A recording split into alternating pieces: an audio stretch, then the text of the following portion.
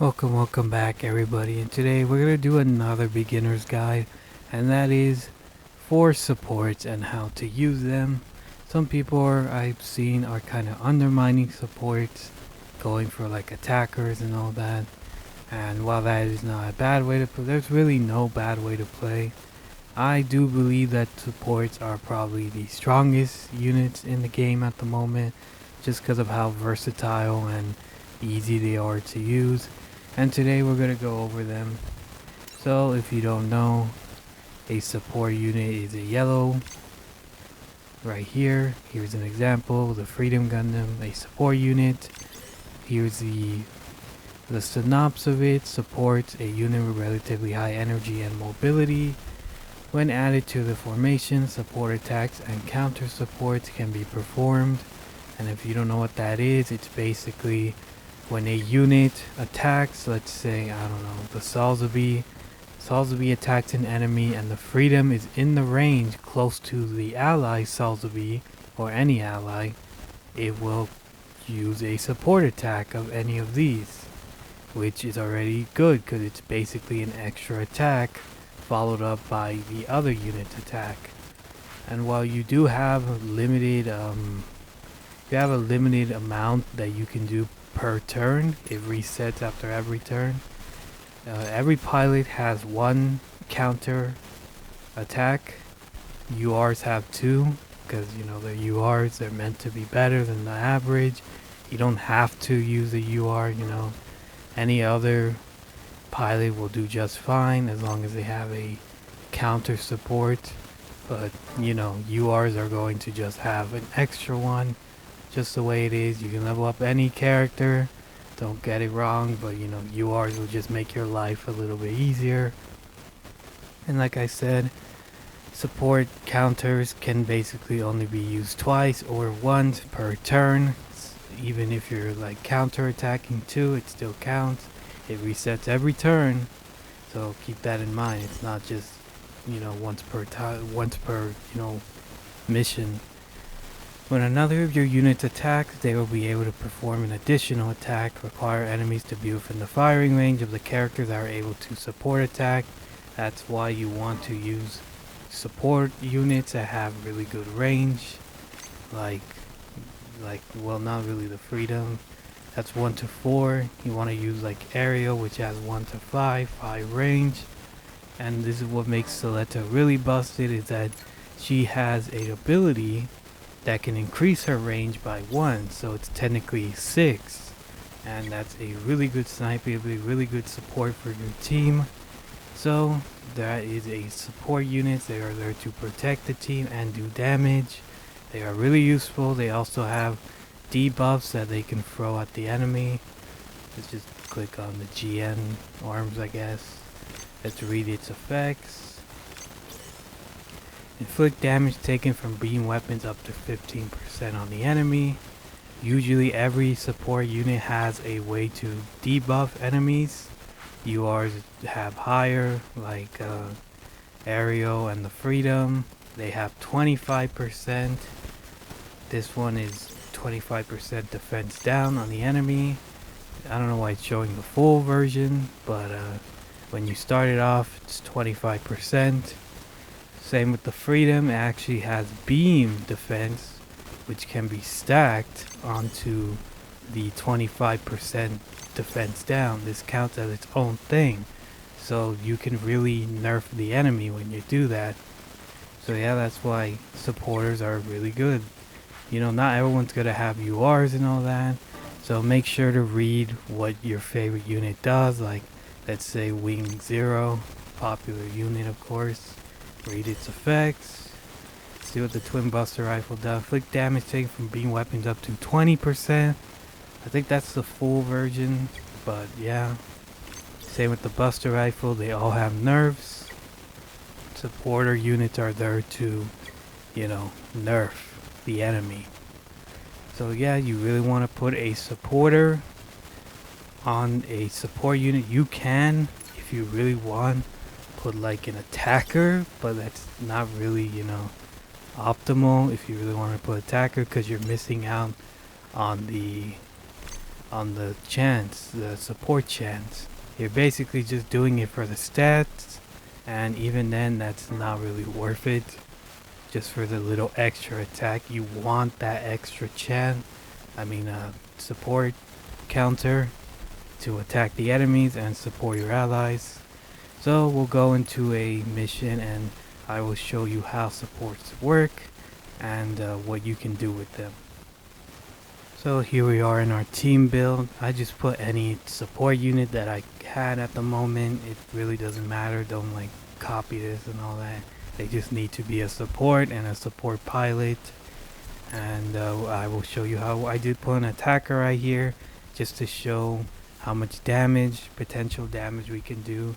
Like I said, going to be different for everybody, but just keep in mind you usually want one attacker when you're running supports. It's just more optimal that way for the damage and all that. So let's get into the mission and I will show you examples of a support unit. So here we are, our support team right here, and the enemy is right in front of us. Let's say we want to attack them with our unit, our Cubile right here, go up to them, and as you can see, obviously we cannot kill or defeat the enemy because we're, a tad bit under leveled. So what we're going to do is grab our stronger support. Let's activate the skills too just to support our allies. Well, it will help them because of the damage up. We will move aerial, let's say right here. It is in range of the enemies. It can attack them. We won't attack them and we will end our turn. We do nothing. And then once we go back with the Cubile, we still can't defeat it. But then with the aerial support, it's counter chance. It's support counter. It can easily kill the enemy now because it's supporting us. So let's do that. And when you do this, it does increase the tension of the person helping. As you can see. Well, sometimes it does. I don't know why I didn't do that right there. Just ignore what I said because I don't know what I'm talking about. But apparently, I've seen it before. It does do it. I don't know why I didn't do it there. I don't know. But as you can see, one of our counter support chances are gone. We only have 2 per round. Usually, if you're using normal SRs, you're only going to have 1. So keep that in mind. That's why URs are, obviously better at that. You can use anybody, like I said, but URs are just going to make your life a lot easier. We'll attack with the freedom right here. This does not count for a counter, support counter. This is basically an extra turn once it stops lagging right there. As you can see, we're going to get our chance step up. We have our extra turn, we can move around, etc. Let's defeat another enemy. Hopefully it won't lag this time. Let's defeat this guy. I don't know why it lags in this mission particularly. I think it's just because there's a lot of enemies. But there you go, we're done with our turns. Freedom can't do anything anymore. And this is where a support unit comes in.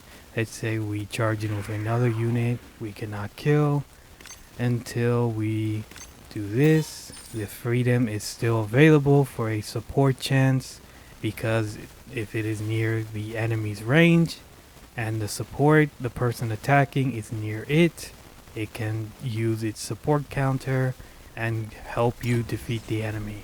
As you can see, the aerial and the freedom are helping this time, and with that we no longer have any counters for the aerial. I don't know, right there the freedom didn't gain tension while the aerial didn't.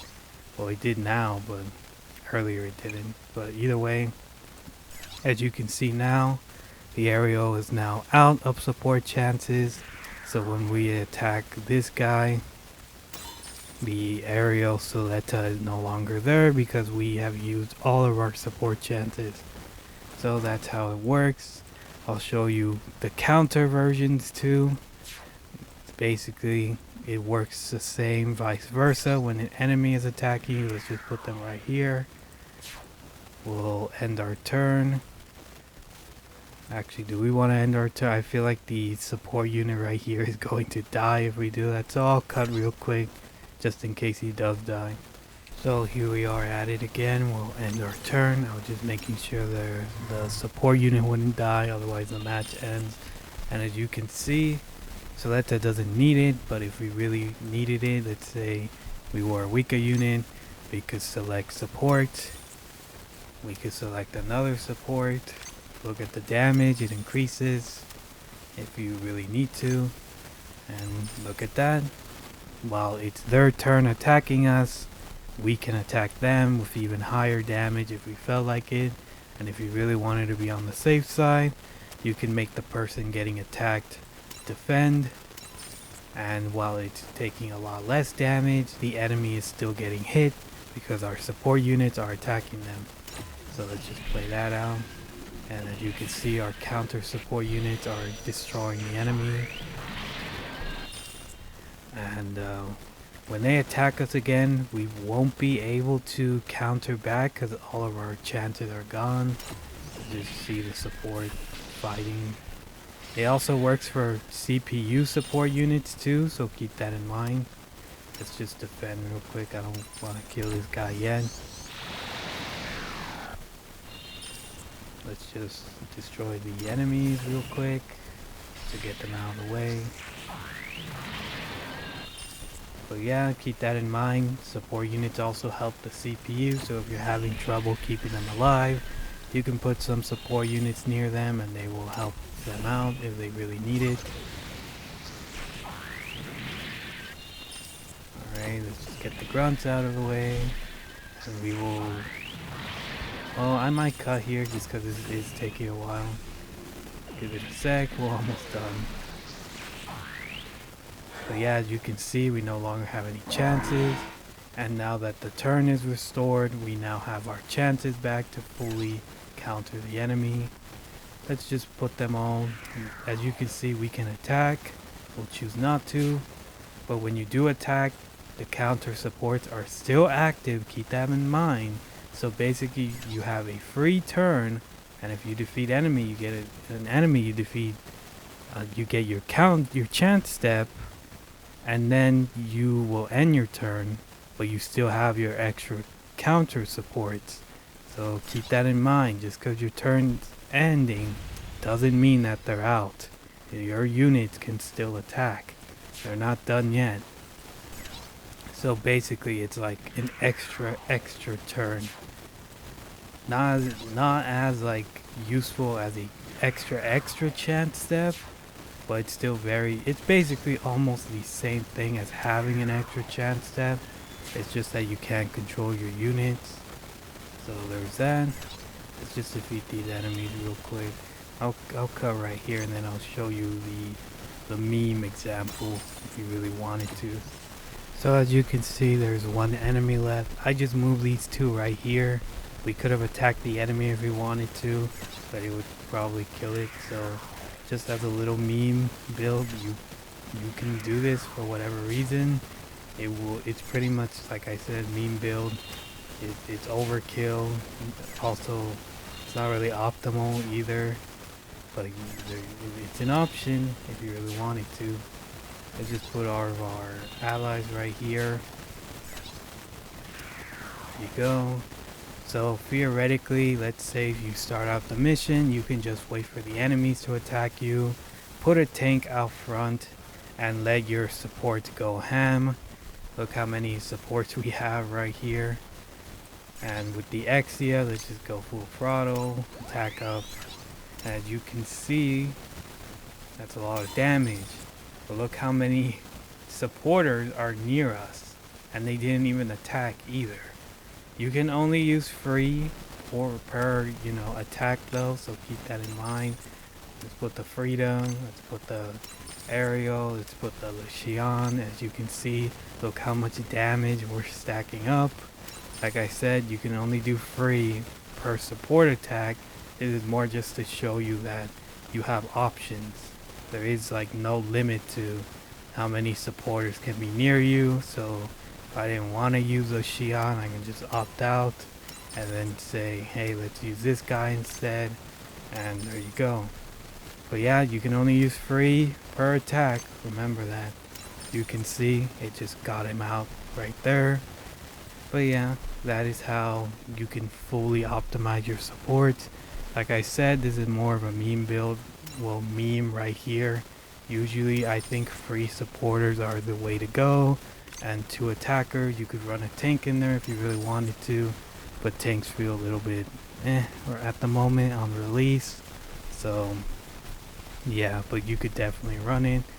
But like I said, you can start off a mission, wait for the enemy to attack you, put all your units together like this, put like a tank there to protect them, and just let them go ham, because when the enemy is attacking you, support units can attack back. So yeah, let's just throw this out, I guess. Take this 300,000 damage. And this isn't even like at full potential either. We could probably do more if we set everything up. It's lagging real bad. I don't know why. But yeah, there you go. That's how supporters work. Really versatile, really good. They're really useful, like I said. Let's just beat this guy up. As you can see, our turn ended. But since most of our supports still have their counter chance, we can do it again. And we don't even need to for this instance, but yeah, there you go. We can do it again. You can also do this with a support too. We'll just do it with the Zeta. Why not? Actually, no, we can't because we moved it. We'll do it with this thing then. A weaker unit. As you can see, our things just went hella up. You can throw a weak unit in there, use your stronger supports, and there you go. Insta kill. Like even with our weak unit, it's more than enough because like I said, the support chances are helping us. That's how broken supports are. They can keep attacking even when they're done. And we didn't even use their main turns to attack the enemy. So yeah, that is URs. I mean, not you, well, technically yes, that's supports. They are really helpful, really useful in my opinion. I feel like a lot of people aren't fully optimizing them. Let's just go in here, why not? As you can see, we can still opt some of the supports because they're near each other. But since these are like weaker units, we obviously won't kill the enemy and will die. So yeah, use your supports wisely. Like I said, you could run 1 tank, 1 attacker, and then 3 supporters. Or 2 attackers and 3 supporters. Put them near each other, and if you're like facing a really strong enemy and your 1 unit can't kill, put the supports near them and just attack. They won't get damaged, they'll be safe, and they will attack the enemy. So yeah, that's supports.